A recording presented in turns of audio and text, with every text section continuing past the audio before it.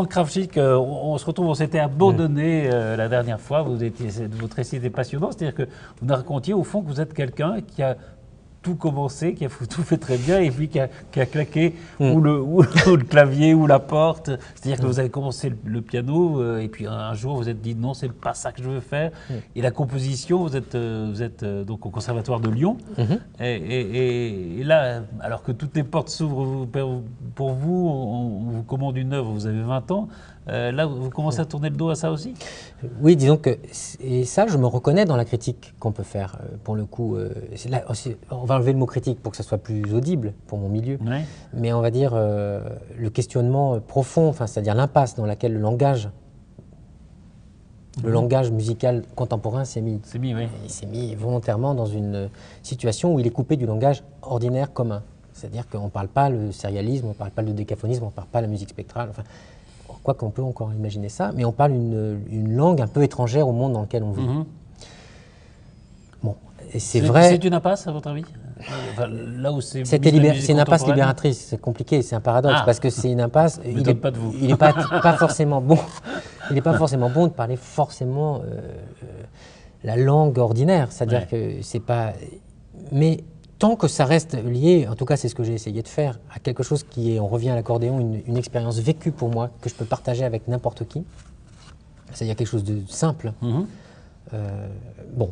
c'était possible. Mais quand le langage contemporain devient, ce qui est beaucoup le cas souvent, une étude sur lui-même, c'est-à-dire oui, ça tourne un peu rond. Bah oui, ça devient quelque chose que je ne peux pas... et il est vrai que c'est là où j'ai calé, quoi. Parlons de ce que vous faites, puisque au Théâtre de Saint-Quentin aux Yvelines, il y aura 3 grands concerts notamment, enfin, dont vous êtes le maître d'œuvre. Le premier, c'est Répétitio. C'est des compositions pour divers instruments que vous avez fait. Là, alors, c'est le compositeur qu'on retrouve quand même.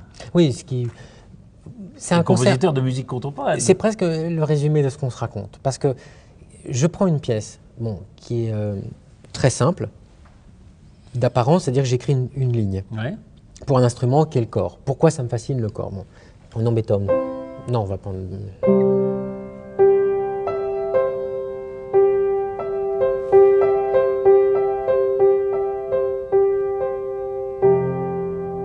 Ça, c'est le corps.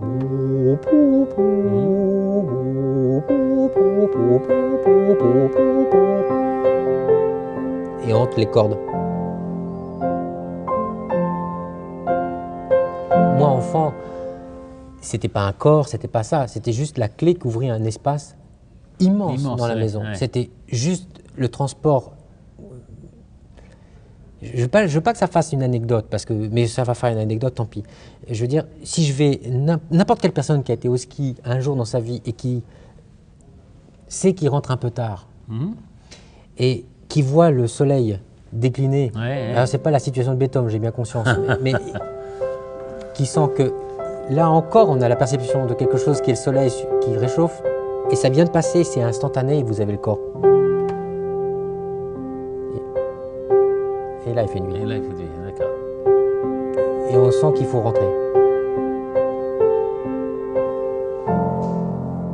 Et là, c'est un autre espace qui s'ouvre. Moi, je n'ai que ça à raconter. C'est-à-dire que je trouve que... Des espaces qui s'ouvrent les uns après les autres, des perspectives. Quoi. Exactement. Donc, j'ai fait une pièce avec le corps qui est...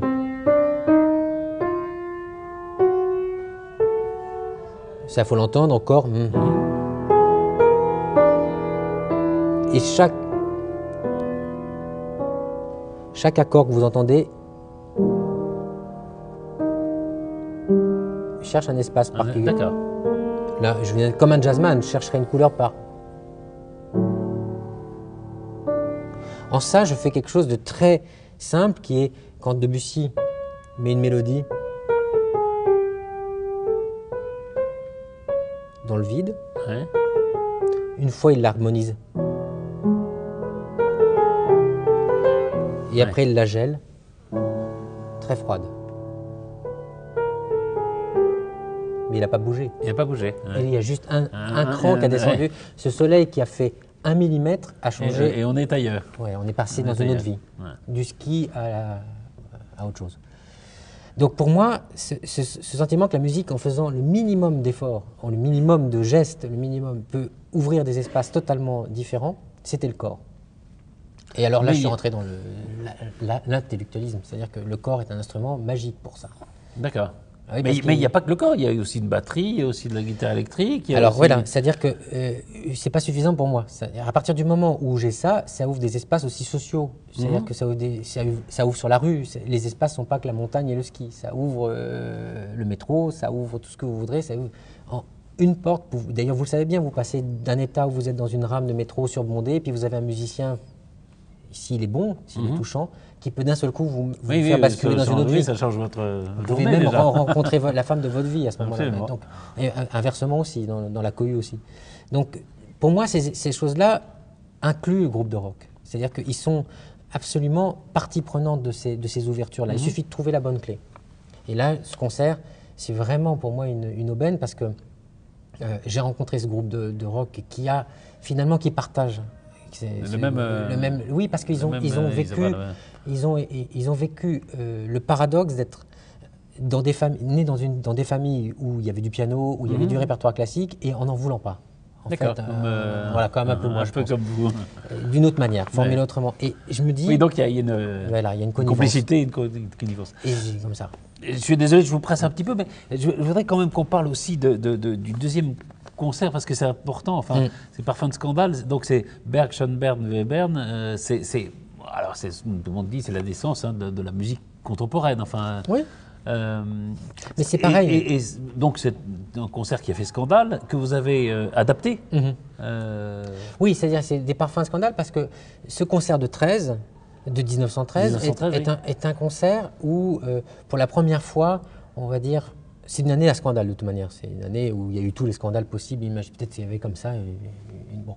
Mais c'est la fin du monde, 1913. Oui, voilà. Puis on peut réanalyser ça il faudrait du temps, mais on peut très bien le penser.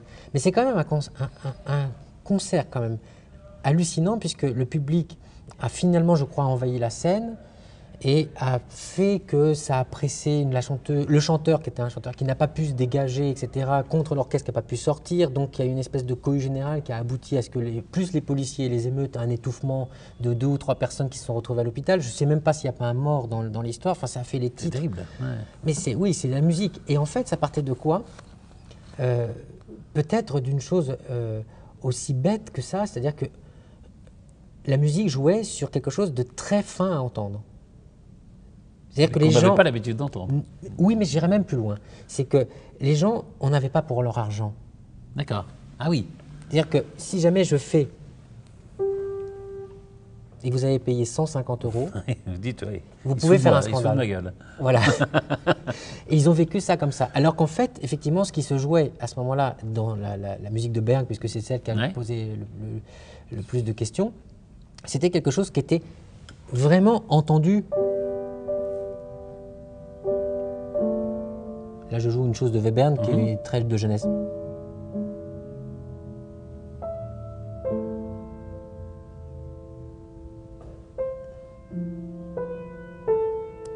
Ça ferait le ravissement de n'importe quelle variété. Oui, absolument. Oui, c'est ça. Oui, on voit bien. C'était ça, et ça donne à la fin, quand on pousse le système jusqu'au bout.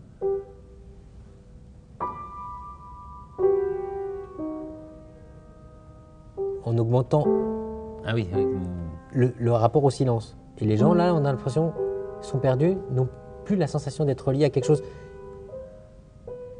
C'est pas de la provocation, mais il y a l'idée qu'il faut que quelque chose se casse. Ou que non, là, je pense que c'est le meurtre qui a été fait sur cette musique, c'est l'idée de ne pas lui donner la possibilité, c'est le meurtre de la poésie, c'est pas lui donner la possibilité d'être entièrement motivé, entièrement fondé sur quelque chose qui était le poème. Le poème. On ne lui a pas accordé ça. C'est-à-dire que c'est cette chose-là, dans le Parfum de Scandale, c'est cette chose-là que je veux faire remonter au fond. C'est que quand le poème Altenberg s'intéresse au bruit que fait la neige qui tombe sur une flaque d'eau, il est clair que ça ne va pas faire un énorme bruit. D'accord. Mais pour autant, l'idée que cette neige qui tombe sur une eau boueuse, etc., enfin sur une flaque impure ou je ne sais quoi, et qu'on voit ce flocon qui a à peine le temps de tomber. C'est quelque chose qui a une puissance d'évocation en musique qui peut vraiment s'écrire. Maintenant, c'est des œuvres qui sont complètement rentrées. Maintenant qu'ils sont rentrés, voilà. Tout le monde trouve ça génial. Oui, il faut plus scandale du tout. Non. Et pareil pour Ligeti, que je vais utiliser dans qui est Absolument. Fabuleux. Vraiment, le scandale que ça a fait, la création à l'Opéra Garnier, c'est quand même beaucoup plus proche de nous. Hein. C'est pas 1913, dans les années 70, mais le Grand Macabre. Mais qu'est-ce qu'il a fait? Il a juste, comme prologue, utilisé les klaxons de voiture de la place à 4 percussionnistes. Il les a écrits sous une forme de hoquet de Bach. Donc les gens venaient de quitter ça pour arriver dans la salle, et ils arrivent dans la salle, pauvre, qu'est-ce qu'on leur envoie? La même chose que ce qu'ils ont vécu. Qu'ils ont dit, de qui se fout-on? Je veux dire, je viens au l'opéra, spectacle pour échapper à la vie, pas pour la retrouver. Et c'était la même, je finis là-dessus parce que ça c'est vraiment, c'était la même chose pour Mahler avec quand il avait son mouvement de la quatrième symphonie, il fait venir un violoniste des chants. C'est-à-dire qu'il y a un fiddle, on appelle ça un fiddle, qui a un crin-crin en fait. Un truc qui sonne mal, qui est moche, etc. A priori, vécu comme ça. Et bien il s'est retrouvé avec un public contre lui de part et d'autre. C'est-à-dire que le pauvre paysan qui avait réussi à mettre de côté pour avoir une place enfin à l'opéra ou enfin à Vienne, se retrouve avec la chose qui fuit devant lui. Donc il n'est pas content. Et quant au bourgeois, il n'a jamais voulu voir ça sur scène. Donc il n'est pas content non plus. Donc pour la première fois, il a réussi un œcuménisme fou. C'est que le public s'est trouvé d'accord pour se liguer contre lui à cause d'un violon qui venait de l'expérience qu'il avait de ça. Bon, c'est un peu, cette musique a pris ce risque-là. Ouais. Franck Kravchik, il y a un autre scandale, c'est que malheureusement le temps nous presse, et donc on va être obligé d'arrêter. Donc il y a plein de choses dont j'aurais voulu parler, d'ailleurs de ce que vous allez faire sur À bout de souffle, des contraintes que vous avez données avec les rencontres que vous avez faites, dont celle du peintre Boltanski, de Peter Brook. Bon, malheureusement, on est obligé de s'interrompre. Il faut venir alors. Alors. On va venir vous voir surtout. Voilà. Mais et tout le théâtre fonctionne pour que ça soit pas que le concert. Il y a des présentations, il y a de quoi me rencontrer. Donc, il y a de quoi vous rencontrer. Et puis moi, ce que je vous propose, c'est que quand vous revenez, on se rencontre à nouveau. En tout cas, moi, j'aime beaucoup parler de tout ça. Bravo en tout cas. Merci. Et merci.